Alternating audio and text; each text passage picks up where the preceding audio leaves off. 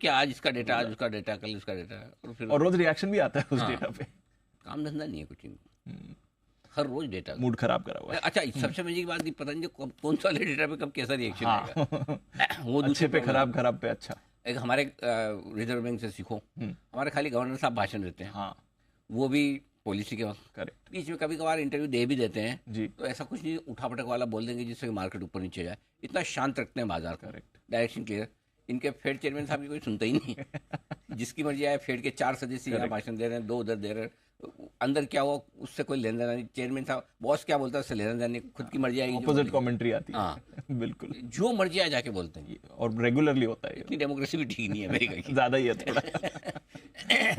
Anyway, हाँ, पता है तो सर क्या होगा अब? जो होगा अमेरिका का आज तो खराब ही होगा, आज तो खराब होगा, है ना। अब रहा सवाल हमारा दीप, तो मैं पहले एक बार थोड़े डेटा बता दूं आज, क्योंकि निफ्टी की हमारी मंथली एक्सपायरी है। जो डेटा सबसे इंपॉर्टेंट है ये आप वहीं पर अभी 24,150, 24,200 ये आखिरी उम्मीद है सपोर्ट के लिहाज से, क्योंकि 24,150 पे करीबन करीबन 1,58,00,000 शेयर आपके खड़े हैं पुट में, और 24,200 पर हाईएस्ट ओपन इंटरेस्ट है 3.25 करोड़ का। अब सोचो, ऑप्शंस होते हैं हेजिंग के लिए। मुझे बताओ दीप, ये आखिरी आधे घंटे में, 1 घंटे में कौन हेजिंग करता है? इतने बड़े 2.5-3 करोड़ शेयरों की पोजीशन एक स्ट्राइक प्राइस पे है। तो अगर 24,150 के नीचे ट्रेड करना शुरू करते हैं तो फिर आज ही आपको 24,075 के आसपास के लेवल आते हैं दिखेंगे। 75 पॉइंट की जगह और खोल देंगे आप। ये आपको डेटा में दिख रहा है। उम्मीद करता हूँ 24,150, 24,200 इस रेंज को होल्ड करें ऑप्शन की पोजीशन के लिहाज से। 24,200 में को ब्रेक लेवल है 3 बजे तक। 2,45,00,000 शेयर कॉल राइटर भी खड़े हैं, बराबरी का थोड़ा सा मामला है। 24,250 पे 3 करोड़ शेयर है, हाईएस्ट ओपन रेट्स वहाँ पे भी है। सो बेसिकली निफ्टी बचे हुए समय में 24,150, 24,250 की रेंज को ट्रेड करना चाहता है। जो साफ दिख रहा है वो है कि 24,250 के ऊपर जाना बहुत मुश्किल होगा, लेकिन 24,150 100% सेफ है, ये नहीं कह सकता। तो नीचे की रिस्क खुली हुई है, अपसाइड लिमिटेड है निफ्टी के लिहाज से। रहा सवाल बैंक निफ्टी का, तो डेटा बहुत ही कम है, नहीं के बराबर है। 51,500 के नीचे बंद होंगे तो थोड़े खराब, और 51,000 के नीचे बंद होंगे तो ज़्यादा खराब। निफ्टी में 24,175 के नीचे बंद होंगे तो खराब, 24,075 के नीचे होंगे बंद तो बहुत ज़्यादा खराब। बस यही है आपके लिए, बच्चे हुए समय के लिए। नए ट्रेड कोई ऐसे बनाने जैसे है नहीं, शांति बनाए रखें। शांति बनाए रखें। ये अक्टूबर का महीना भारतीय बाज़ारों के लिए काफ़ी दुख भरा साबित हुआ है। ये अक्टूबर का महीना अब ख़त्म हो चुका है, मतलब कि अक्टूबर का महीना अब तक का सबसे वर्स्ट महीना रहता हुआ दिखाई दिया है। एफआईएस की सेलिंग को देखिए, मार्केट की सेलिंग को देखिए, एक रिकॉर्ड ही कायम करता हुआ दिखाई दिया है। कोरोना के बाद से ज़बरदस्त रिकॉर्ड बना है निफ्टी में, इतनी ज़बरदस्त गिरावट का केवल एक महीने में। उसके अलावा एफआईएस की सेलिंग का इतने एक महीने में इतनी वर्स्ट सेलिंग का आंकड़ा आया है कि आप सोच भी नहीं सकते हैं। कुल मिला के देखें तो 1,10,000 करोड़ से ये आंकड़ा अब आज पार होता हुआ दिखाई दे सकता है। तो इस प्रकार की गिरावट आना भारतीय बाज़ारों को बहुत नेगेटिविटी की तरफ धकेलता हुआ दिखाई दिया है। आपने देखा कि ये जो महीना है काफ़ी नेगेटिव महीना रहा है। कल मुहूर्त ट्रेडिंग है, तो आप ज़रूर कोई ना कोई शेयर ले सकते हैं। सबसे पहले हैप्पी दीपावली आप सभी के लिए। ये जो शेयर मार्केट है आने वाले दिनों में काफ़ी अच्छी खबरें लेकर आए, काफ़ी अच्छा आपको प्रॉफिट हो, ऐसे ही हम कामना करते हैं। और यदि कुल मिला के देखें तो ये जो महीना रहा है काफ़ी नेगेटिव, कई लोगों के, कई रिटेलर्स को ये महीना काफ़ी नुकसान देकर गया है। इंडेक्स वाइज आप देखोगे तो केवल आपको 7 से 8% की गिरावट देखने को मिलेगी, लेकिन कुल मिला के आप स्टॉक वाइज देखोगे तो कई शेयरों में 30%, कई शेयरों में 40% तक की गिरावट भी देखने को मिली है। यहाँ पे आप देखो जेफरीज का क्या तरीके से उन्होंने कहा है कि भारतीय बाज़ारों का अभी भी चिंताएं हम व्यक्त करते हैं, लेकिन ओवरवेट कौन से स्टॉक्स पे हैं? वो है बैंक, हेल्थ केयर, टेलीकॉम और टू व्हीलर्स पर जो है वो अभी भी ओवरवेट बने हुए हैं। In response to recent result session trends, Jefferies has raised its rating for the IT sector to neutral. IT sector में वो अपनी नेचुरल रेटिंग करते हुए दिखाई दिए हैं।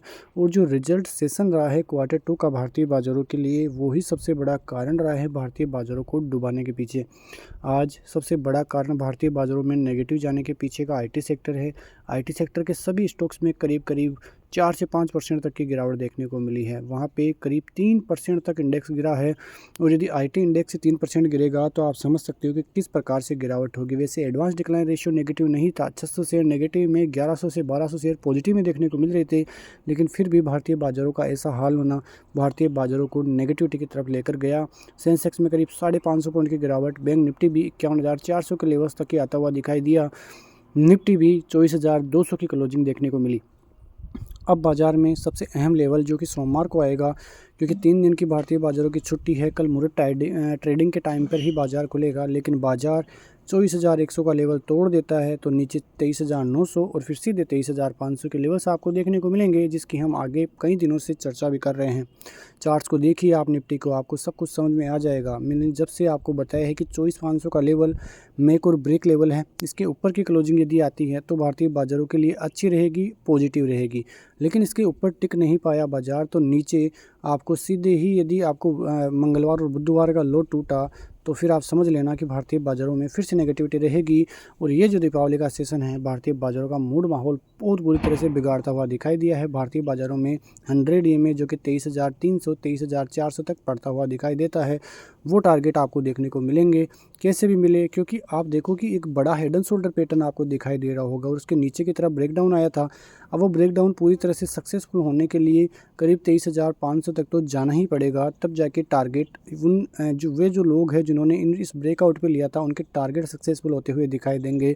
इस बात को हम नकार नहीं सकते हैं, क्योंकि ऊपरी लेवलों पर ज़बरदस्त तरीके से कॉल राइटिंग भी देखने को मिल रही है। आपको मैं अगले वाले वीडियो में कॉल राइटिंग का पूरा डेटा समझाऊंगा कि 23,300 24,200 300 और 400 पे किस प्रकार से कॉल राइटर्स ऊपर की तरफ बैठे हैं, जो बाज़ार को ऊपर जाने ही अब नहीं दे रहे हैं। नीचे की तरफ आप देखोगे तो 24,000 पर ज़बरदस्त तरीके से आपको पुट राइटिंग भी देखने को मिलेगी, लेकिन फिर भी कॉल राइटर्स फिर से बड़ी तरीके से हावी होते हुए दिखाई दे रहे हैं। उन्होंने जो रिटेलर्स है उनको ललचाया कि बाज़ार में बॉटम बन चुका है, बाज़ार ऊपर जाएगा, लेकिन ऐसा बिल्कुल भी नहीं हो सका और फिर से बाज़ार में एक रेंज क्रिएट हुई, जो बाज़ार को 24,000 से 24,500 की एक बड़ी रेंज बनी और उसी रेंज में बाज़ार कारोबार भी करता हुआ दिखाई दे रहा था। और वो यदि ऐसे ही रेंज में फंसता हुआ बाज़ार फिर से दिखाई देगा तो आप समझना कि भारतीय बाज़ारों के लिए फिर से खतरे की घंटी है और आने वाले दिनों में भारतीय बाज़ारों की जो नेगेटिव लेवल्स आते हुए दिखाई देंगे, वो भारतीय बाज़ारों को काफ़ी नेगेटिविटी तक भी लेकर जा सकते हैं। तो इस बात को हम नकार नहीं सकते हैं। तो ऐसी खबरों के साथ मिलते हैं नेक्स्ट वीडियो में, तब तक के लिए नमस्कार।